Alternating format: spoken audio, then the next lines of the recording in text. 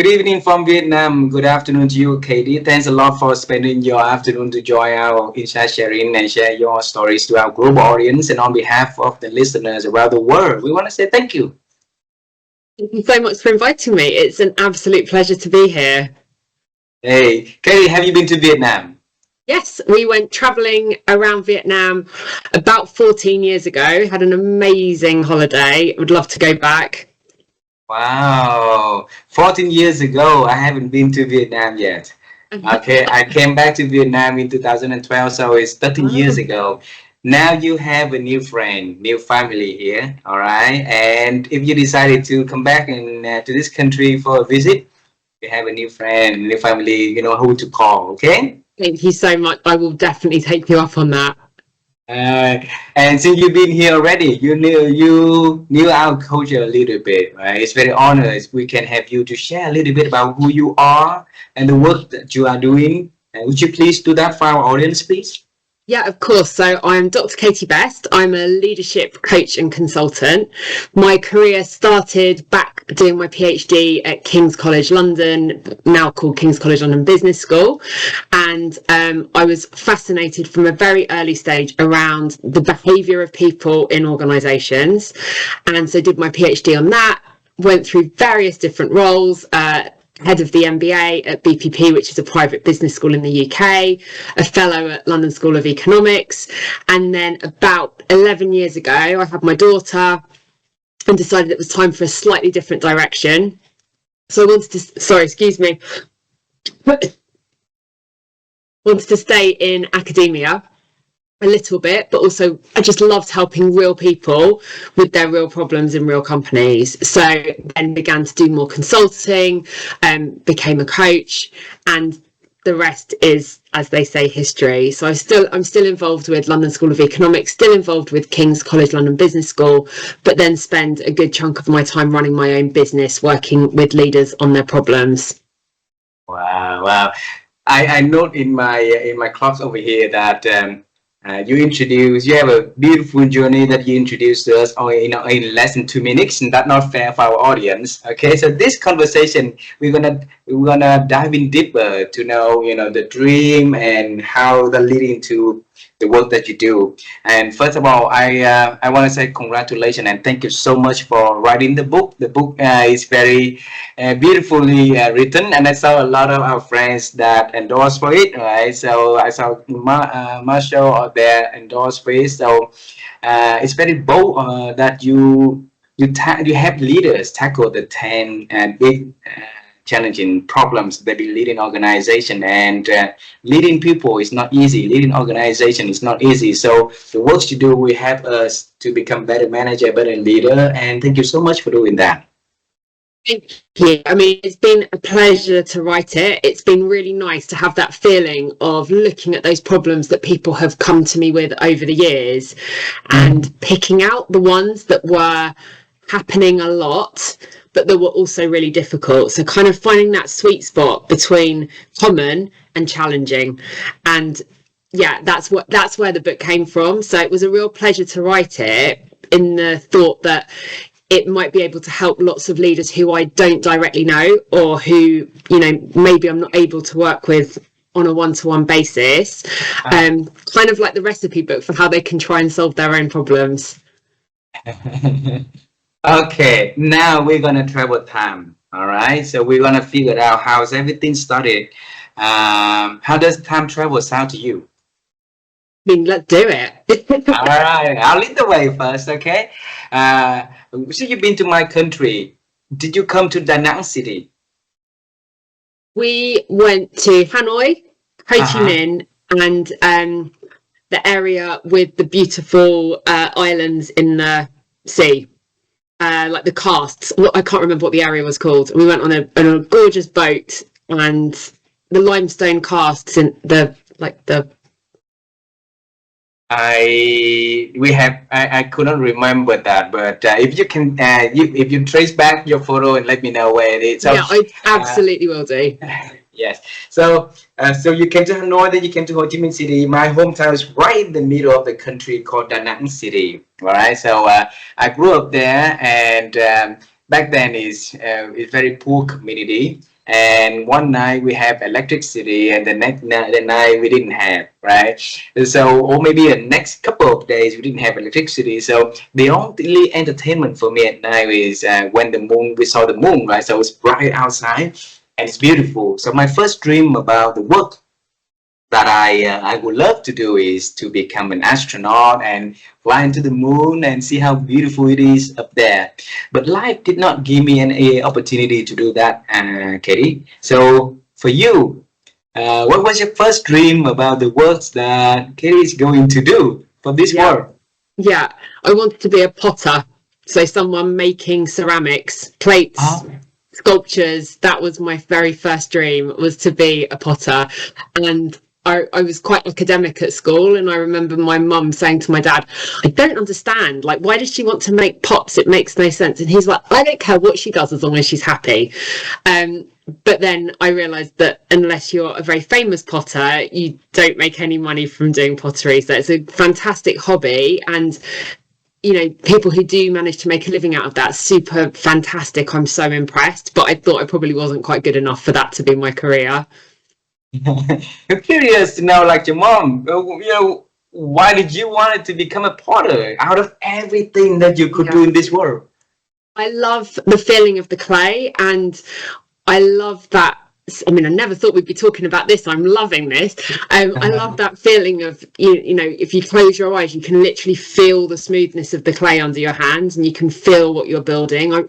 That tangibility to me is really important. Sometimes, like, I often take Fridays off and I have to go and do something very tangible, you know, like something crafty or something creative to use my hands. It's still a big part of my life, albeit not the one that I primarily make money out of. Was there anyone in your life back then that influenced you in doing potting, or it's just you came up with that yourself?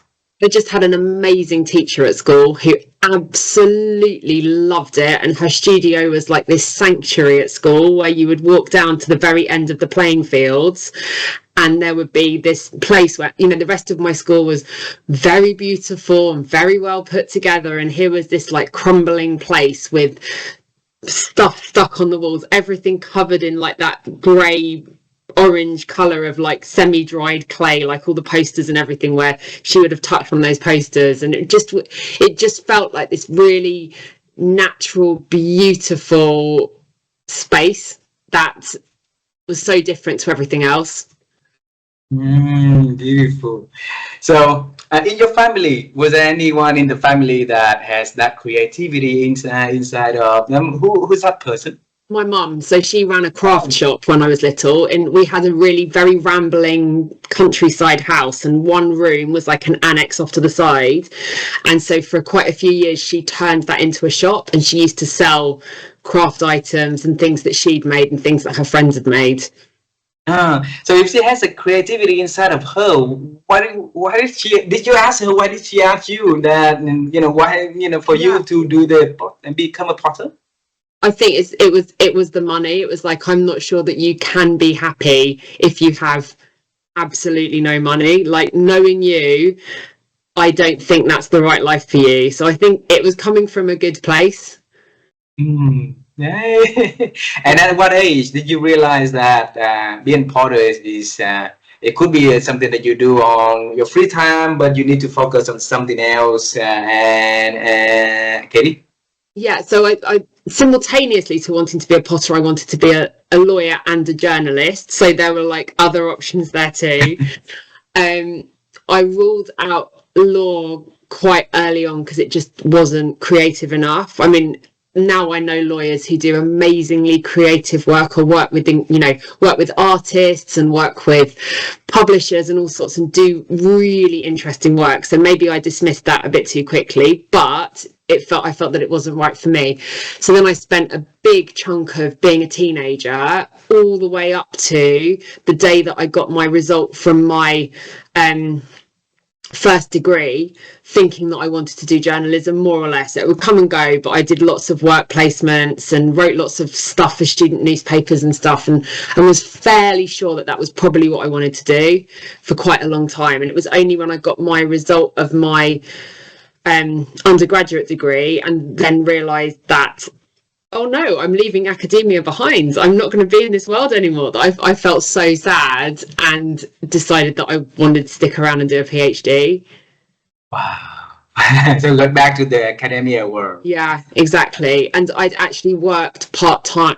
So when I went to uni, the very first project that I did was a kind of ethnography, so studying people in Tate Modern and looking at how they interacted with the artworks. And the person who taught that module was the person who then turned out to be my PhD supervisor 4 years later, because he saw the work and liked the work that I'd done. And then when I was looking for a job in the second year, he offered me a job working for him part-time, gathering data for him, which was like the dream job as a student. I just got to go and sit in art galleries and film people looking at artwork, or like, you know, have conversations with people who used video, helping them with all these projects that he was doing. So that was amazing. And so that's why journalism then went to one side, and I was like, no, I want to do a PhD in all this really cool stuff where you get to watch people and how they behave. So it's clearly to me that where's the creativity coming from in your background? Curious to know where's the academia coming. Yeah, I don't know so much whether like it's academia in the sense of I want to be learned. It's much more in the sense of I love unpicking what's happening in the world. So it's like making sense of the world around me. I don't think that there's no one in my family for whom that's a thing. I feel like that is very specifically me. But you know, the sort of people always being like fascinated by people watching, logistics, how people make the decisions that they make. That's like, I've always found that so interesting, and never been able to understand how other people don't find that interesting. So like all these terrible reality TV shows like Below Deck or Drive to Survive, which actually isn't terrible, it's amazing, but where it's the logistics of an industry or the way that people interact with each other, I just love that stuff, and trying to understand what makes people tick. Wow. And now, Katie, I think curiosity is very important, right? And one of the projects that we've been doing is to interview people and see where they can, you know, like ignite that curiosity inside of them is one, and the second is how to keep that curiosity stay a little longer. So for you, you've been all over the, you know, from childhood up until today, is being curious to explore the world, and the world is huge, the world is big, the world is scary also. So how could you have that seed of curiosity stay with you that long? Yeah, I don't know. It feels very deeply rooted in me. Like I just what, like the idea of figuring people out and kind of working out why they're doing what they're doing, how they're doing it. Is that the best way to do it? It never ceases to interest me. Wow. And the next question is, if we look at the journey that you've been having, right, and the dreams that you've been having up until the works that you do nowadays, it seems to be totally different, really different, right? Yeah. You become a coach, you become an author, a consultant, a person that helps leaders to get into different, to different level of what they do. So tell us where that pivotal moment happened. Yeah. So I don't think it's that different, because I think when I'm helping leaders out with their problems, people often see problems as being this like enormous thing. So you've got a problem with your organizational culture, or you've got a problem with your strategy. That's huge. Yes, you can look at it like that, but you can also think about how that's the sum of lots of tiny actions. And so, for example, if you've got if you're Starbucks and you've got a culture of people thinking you provide really good customer service, it's only a very small change in the way that the person greets you when you come into Starbucks, being a little bit more grumpy or a little bit more not friendly, before there starts to be a culture shift towards a more negative culture. Similarly, if Starbucks was like, we've got a good culture, but we want an even better one, really working on the way that the tiny things about how people talk to one another would have quite a big impact potentially on the culture. So I think for me, it's really connected. It goes from that idea of really looking at people and seeing what they're doing and how they're doing it. Often that's where the solution lies, and changing behavior, changing these small actions, and then the compound effect, the positive compound effect of then this makes a difference. So when I get given a consultancy project, it's not big consultancy project. It's okay, what are all the small things that are going on that we need to make sense of to be able to move things forward? So it means that in order for us to get to the big change, then small little thing that we need to watch out and tackle at once. So that perhaps leading to the books that that you just released. And we're going to talk to the book at the moment. Give our audience the more understanding about 14 years ago. I think at the same month to September, you started to go into the entrepreneurship yourself, open your own consulting firm, right? And Katie, that's a very bold decision for you to make. And so, right? Tell us what made you decide, okay, you are going on the solo entrepreneurship, starting to use your own knowledge and experience to navigate the world, help leaders navigate their world and live better. Yeah. I think it came about initially from practicality, that I'd had a daughter. I wanted to spend more time with her. I was at a point in my academic career where if I wanted to stay at LSE, I needed to make the decision to go for, or stay in academia, make the decision to go for a job as a lecturer, which would require me to spend a lot of time researching and publishing.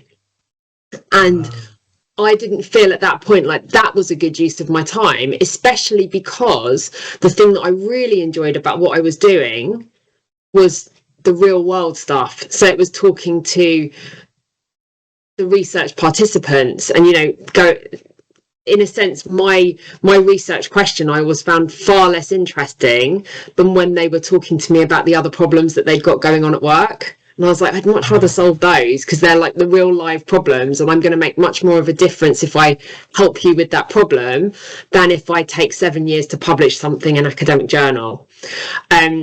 So it was kind of both. It was that appetite to want to be independent, coupled with wanting to spend more time with my daughter and help people to solve their problems. Yeah, exactly. Okay,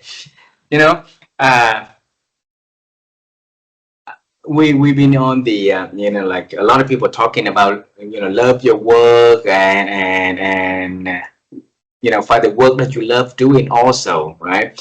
And that is really that feeling or something. So when you say that, when you help people to solve the problem, you feel the happiness in there, you feel the love in there. Teach us, what exactly did you feel when you are feeling when you meeting somebody that your capability, your service could help them to solve the problems? Yeah, I think for me it's that sense that if we work together and it goes well, that they will be left in a better position than they were when we started. So I will have had a positive impact, or our interaction will have had a positive impact on their experience of their own life, their workplace, etc. So really, for me, it's what you hear teachers talk about, that kind of sense of when you do it really well, you're a transformative effect. You have a transformative effect on someone's life. Mm-hmm. And since when you have an idea of you are about to write a book of all the collective issues that you work with leaders, over the years, then you start to realize those common themes for writing the book. Since when you have that idea? So the idea for this book came to me during COVID, but it was off the back of another book idea that I'd had that I did, but I wasn't in quite the right place to write that book. So I'm probably going to come back to the other book at some point in future. But yeah, COVID meant that it was hard to do the research for the other book, and it was kind of tricky. So what I noticed because work wasn't obviously for many of us, including me, not as busy during COVID.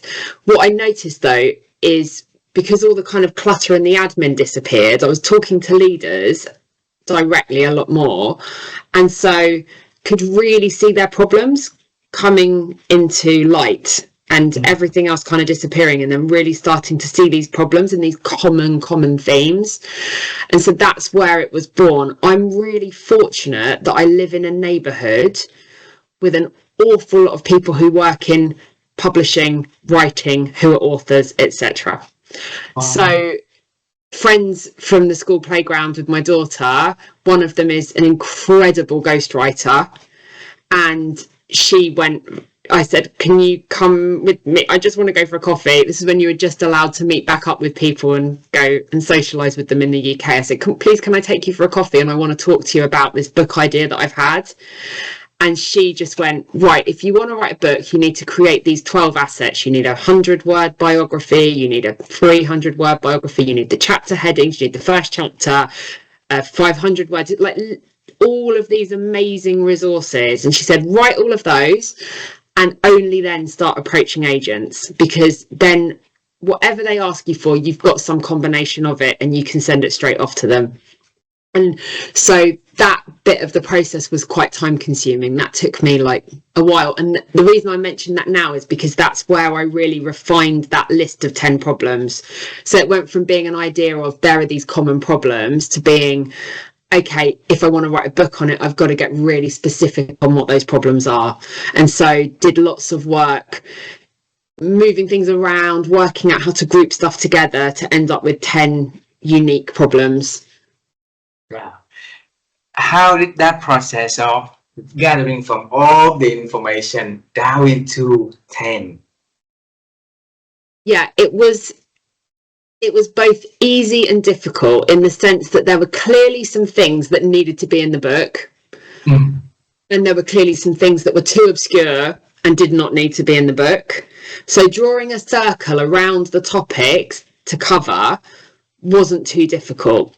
What was more difficult was organising them into 10 different strands, because there's big overlap. So like if you're talking about something like influence, there's a strong connection with strategy, because the only way a strategy works is if you're influential and you persuade everyone to do the strategy. So it was about making sure that I could divide the literature that I was going to rely on and the ideas that I was going to rely on into 10 sufficiently different buckets so that none of the chapters repeated each other. Wow. Yeah, but it means there's a lot of links between the chapters. So quite often I will say in the book, see chapter 7 if you've got this, or have a look at chapter 5, because it's that recognizing that everything is sort of interwoven. Wow. So it's a link from here to there, here to there, to help the reader to navigate better, right? Exactly. Yeah. Right. And so for this book, what is the group audience that best use of this book, Katie? Yeah, so I would say it's leaders at all levels. I think you need to have some sort of leadership responsibility, whether it's formal, like your job title is manager or director, or whether it's informal, so you're maybe leading a project team or a group of people on a voluntary basis within the organisation on a project, or even not in your organisation. You might be running a children's sports team in your local park on a Saturday. You'll still find that you've got some of these problems. So yeah, I think anyone who's got an element of leadership in what they're doing will find a value in this book. I don't think you have to have a big, live, tricky problem to reach for it, because I think there's a real value in reading it absorbing it, you'll find that there's all sorts of tips and stuff in there anyway, even if you're not facing a tricky problem right now. And then it's a great resource to be able to go back to as well when you do face a problem, to kind of work through the specifics of that too. Wow. Wow.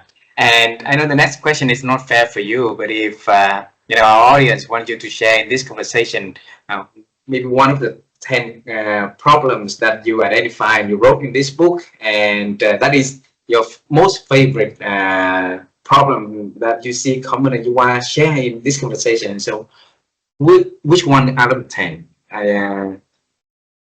It's a difficult question. So I'm just going to choose my favourite for today, which might be different if you ask me the question again tomorrow. But the one that I've just been writing a session for a client on it is around the problems with influence. And so the difficulty if you are a leader and you feel as though you don't have enough influence or people aren't listening to you. And why did you decide to pick that one? Share with us a little bit. Yeah, I think it just affects everybody. So if you're a junior leader, it clearly affects you because you're trying to influence everyone all the way up to the top of the organization, and you don't have a lot of power to do it. It affects you if you're in the middle of the organization because you're having to influence up but also then influence down. And the more senior you get, the more you realize you can't just use your formal authority to go do that, because people will do it, but they'll do it begrudgingly and they won't do it next time. Depending on which country culture you're in, people will be more or less happy with just being told to do something. But in almost every culture, people would prefer a nice boss who asks them in a nice way. They're going to get much better results. And then, even at the C-suite level, so your CEO, your chief marketing officer, anyone else, everyone thinks they've got limitless power, but they haven't. They all have to influence one another. They've got to influence external stakeholders. And also the same thing goes, perhaps even more so when you're being watched at the very top of the organization. If you just tell someone to do something, it can really upset everybody in the company. You've got to have a much more soft, motivating, influencing approach to getting people to do things rather than just telling them. Wow. And earlier in this conversation, you say that even the problem is big, but if we can split it into small, steps, then we can work on those steps and we can solve the problems, right? And the books definitely, you mentioned about a lot of tips for people to use and practice so that they can have better understanding of influence and how to work around influence and how to gain influence in the system, right? So maybe you can share with us 1 or 2 tips in the books that can help us to think about it immediately now. Yeah. So one of the big ones, so I'm going to give you first of all one that's a bit of a longer term one, and then one that's more immediate. Mm-hmm. So the slightly longer term one is be nice. We really underestimate the impact that being nice can have on our ability to be able to influence someone, because we are so much more likely to let someone influence us if we like them. And if we just see them as a decent human being and we trust them, we are so much more likely to listen to what they ask us to do.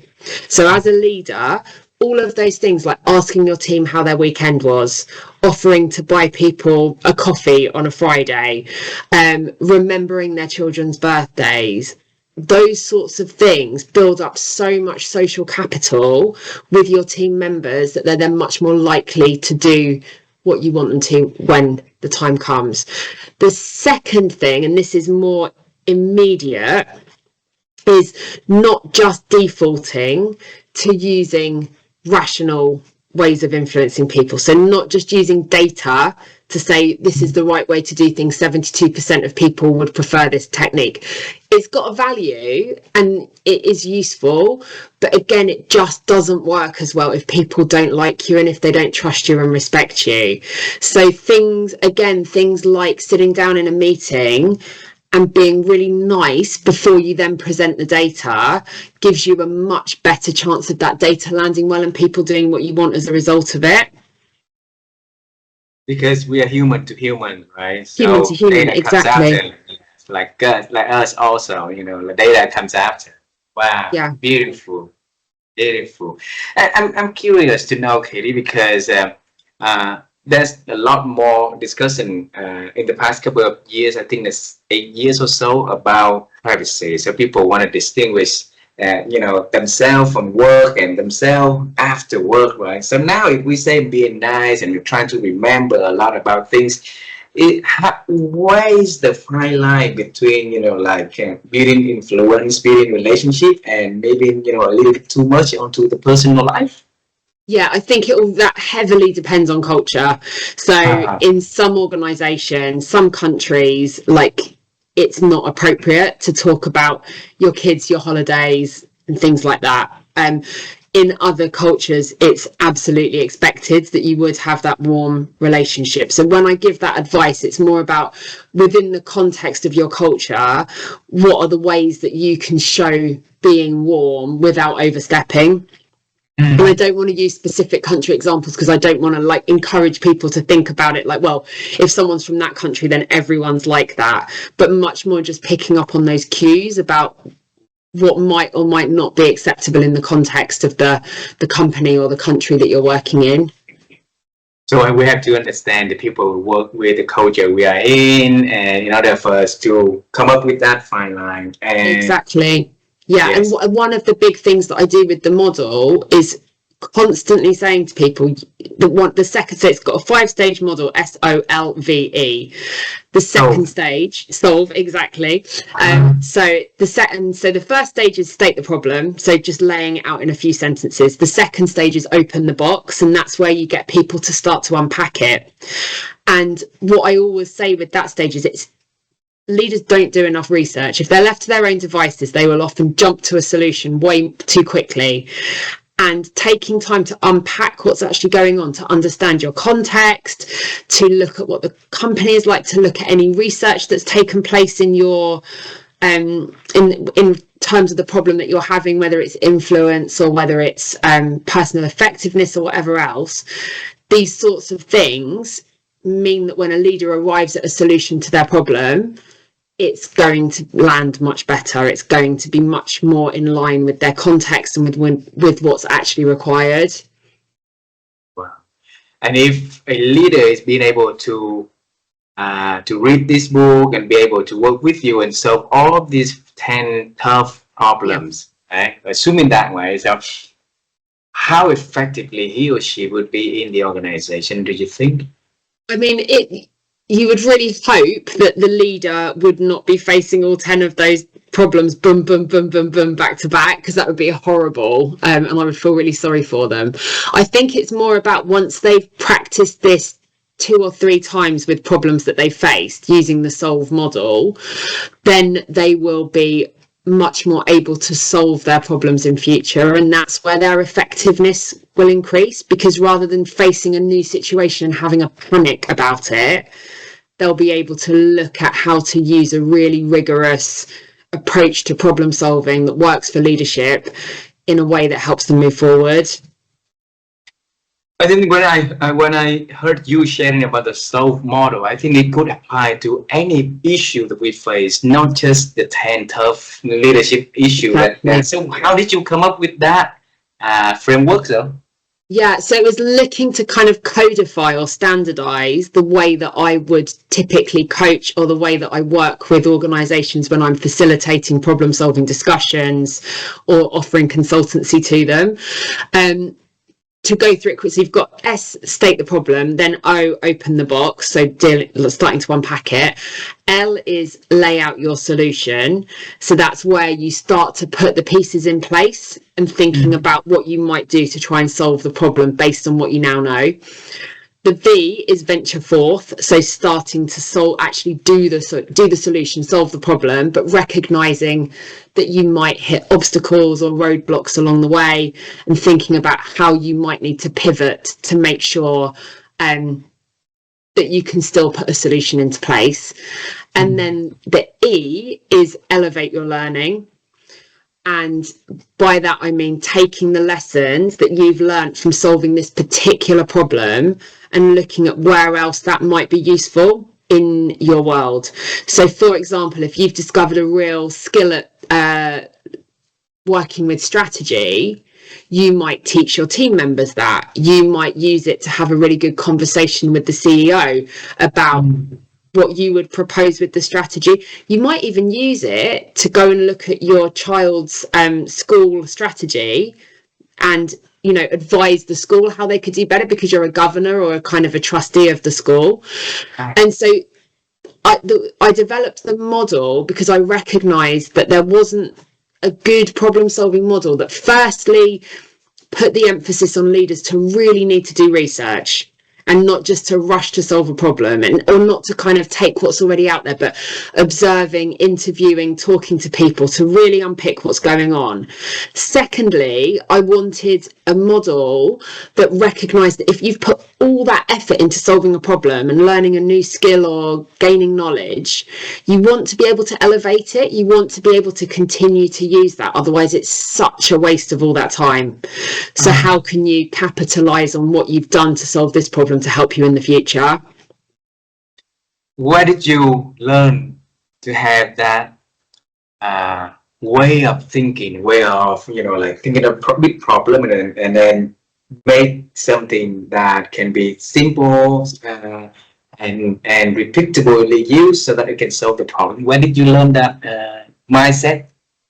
Yeah, so I would say it's just developed over the years of doing consultancy and doing the kind of work that I've done and seeing what works, seeing what doesn't.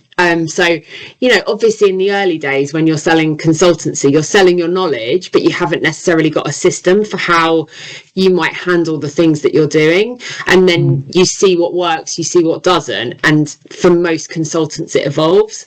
So that's exactly what's happened here. It's over the course of my time working with leaders, not just when I started my own business, but actually all the time before that as well, when I was doing my PhD, when I was teaching on MBA programs, seeing what works and seeing where leaders need help and what they get value from. Wow. So if for this book, once finish it, right, and then launch it into the market, if you think back into your life, a person that you really want to celebrate this book with, and because of the influence that person or the on your journey that leading to today into this book, who's that person is? Such a good question. Oh my gosh. I mean, I'll just say where my brain immediately went, which was to my high school English teacher, who made me really want to write a book. Wow. And I think at that point, I thought it would be a fiction book. You know, I would be joining the likes of, I don't know, insert any, or, you know, any of the authors that I looked up to at that point. But I think just lighting that fire, that I really wanted the opportunity to share with the world what my way of thinking, I guess. That's what it turned out to be. And I think that probably started when I was 10 or 11 in English class. Wow, 10, 11. Wow. Yeah. Wow. How did you still remember that feeling up until today?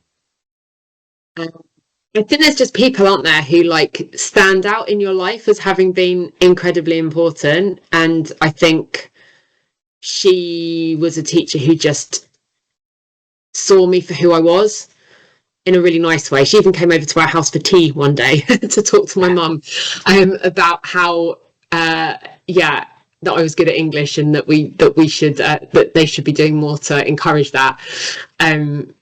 So yeah, I mean, so she's the answer in terms of how I ended up writing a book. I think in terms of other people who've influenced me, I've got two really good colleagues at LSE, so Constance Locke and Rebecca Newton, and they're both very impressive. They've both written books. They're both further advanced in their careers than I am, but they are like they're just both very inspiring. They do what they want and they write amazing books and they've got great clients. And so I think I looked at the fact they'd both written books and thought, that's probably the next thing that I need to do, because they'd done theirs like a certain amount of years ago. I was like, yeah, that's probably the next stage in this journey. Wow. And if our audience, if they want to reach out to you, Katie, what is the best way for them to reach out to you? So I would say LinkedIn is a great way. But I'm also going to put a little plug in here because I write a leadership problem solving newsletter as well every fortnight, which I love writing. So leaders send me their real problems and then I respond to them anonymously through the newsletter. So yeah, if readers would like to sign up for that, you can find the link at katiebest.com/dear-Katie, but maybe you could share the link to that in the notes to the show as well. So yeah, either LinkedIn or joining my newsletter, and then just often people reply to that and we end up having a conversation as well, because it's me who writes it. It comes from my email, so it's me on the other end of it. Wow, wonderful. I have a few last questions for this conversation, okay? And you mentioned one word that I love hearing in here is the word think, because my wife and I, we're the founder of a platform called Rewire Thinking. And and over the years, we interest to help people to improve their ability to think, because we believe that is where change happens, right? And good change or bad change, of course, but if you think well, and then probably the good outcomes gonna happen, right? So in your over the years, Katie, how have you been growing your ability to think? Yeah, so one of my favorite things is if I see something once that I don't understand, I let myself ignore it. If I see it a second time, I'll pay attention, but I might not do anything about it. The third time I notice an idea or a concept or a thing that I'm not aware of, I'm like, right now I need to do some research on that and work out what that is and try and understand that. So a good example of that would be blockchain. So the first time I saw it, I was like, interesting, don't know. Second time, oh, it's come up again. Third time, it's like, right, now I really need to come to terms with what this is talking about. So that for me is the way that I really prompt myself to keep thinking. Wow. And you mentioned about the people in your world also, the people that push you, the people that support you, the people that motivate you to go to the next level, and by writing the books and helping their clients also, right? So I'm curious to see, how did you on what criteria did you decide, oh, this person maybe can join to your circle of influence, or that person can join to your circle of influence? And so how do you rank it? So do you mean in terms of like who I associate with, like in the workplace, like who I would see as being part of my network? Yes. Yeah. If they're nice, generally that's a good thing. Like I don't mess around with people who are a-holes, like they can just do one. And I think there's enough people out there who are nice that they're the ones to focus your attention on. And I think it's about that kind of that shared respect for one another. So feeling that you really admire and appreciate the work that someone else is doing, and that feeling is reciprocated, certainly on a professional level, that's amazing. That doesn't mean that you have to be peers. So I've got some phenomenal interns at the moment who've come from one of the programs at LSE. They're struggling to get a job at the moment because the market is brutal in the UK, and they're so smart. I'm learning so much from them. Their skills in terms of like more contemporary online research methods, the types of AI tools that they're familiar with, that they've been taught about on their course, they're phenomenal. So like the respect definitely flows both ways there as well. They've got a great skill set, and it's amazing to learn from them in the same way that they're learning from me. Beautiful. Last question. We're gonna travel into the past one more time, and I'm curious. This one is not a question, but I let you to pick. One is the teacher that embed into your life, the love for become a potter, right? So that teacher and the teacher that guide you to that inspire you to write. So which one, if we want to travel and have a conversation between the two, which one you want to talk to? It goes to the English teacher. She was just lovely. Yeah. Alrighty. So assuming that now I'll walk with you. Travel time. I meet you there and she there back then at that 9 or 10th grade and that same class, and she told you how beauty writing is, and she inspired you to write, and now you tell her about your journey in the future of having leaders, I've been of coaching leaders to get better and writing books to help them becoming better and more effective in leading organizations. What is that you are going to tell that English teacher? Yeah, so I think you've nailed it. I think I would say exactly what you've just said. But what I think when you were saying that to me, what I was thinking you were going to ask, because this is a question I'm going to answer because I think it's like kind of cool, is what she might have said back to me. And I think she'd be like, I'm really impressed. Like, well done. You've written a book. You've done what you said you wanted to do. Like, this is amazing. But, and I think this is important because, as you said, it's all about thinking and it's all about continuing to grow. She's also saying, make sure you don't leave behind that creative bit. And I think that for me is a big thing going forward, wanting to work with lots of creative clients, wanting to engage with that world of creativity as well. And like the book is an amazing step in that journey, and the ability that I've now got that I'm writing for publications and stuff that I would not have been able to do before, which is phenomenal. But like, just remember the creativity. And I think that's the bit that I would take from that conversation, because I think I definitely probably still got more to learn from her as well. Wow. I told you I have two last questions, but now I have one last one. I promise you it's going to be a last one. It's okay. Is that okay? Okay. Yeah. We have a project that we've been launching for about a year or so. We pick people and asking them about a topic of wisdom, right? So how they define wisdom, what, how does that look like? And now if you have one piece of wisdom out of all the words that are out of the years that you've been working, you've been consulting, and if there's one piece of wisdom you want to give to everyone on earth, what would that be?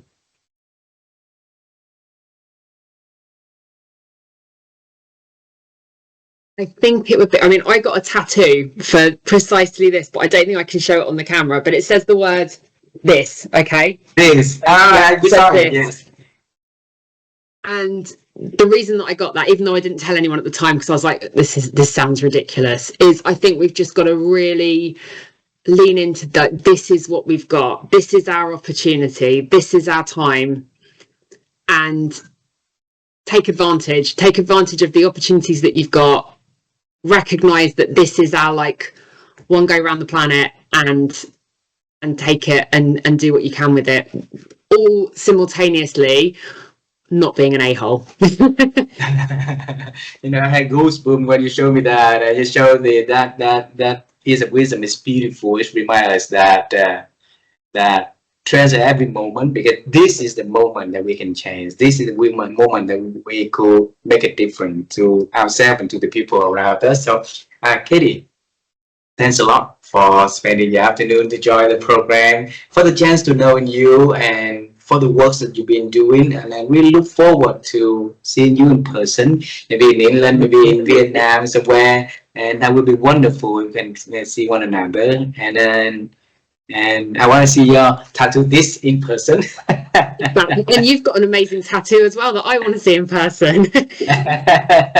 Okay, my friend, say hello to your daughter, say hello to your family, and I look forward to share with the world this beautiful episode. And congratulations on the book, and good luck with all the beautiful things that you've been doing and you're about to do in the future. Okay. Thank you so much. It's been so lovely speaking to you. Thank you very much. Bye for now. Bye. Bye.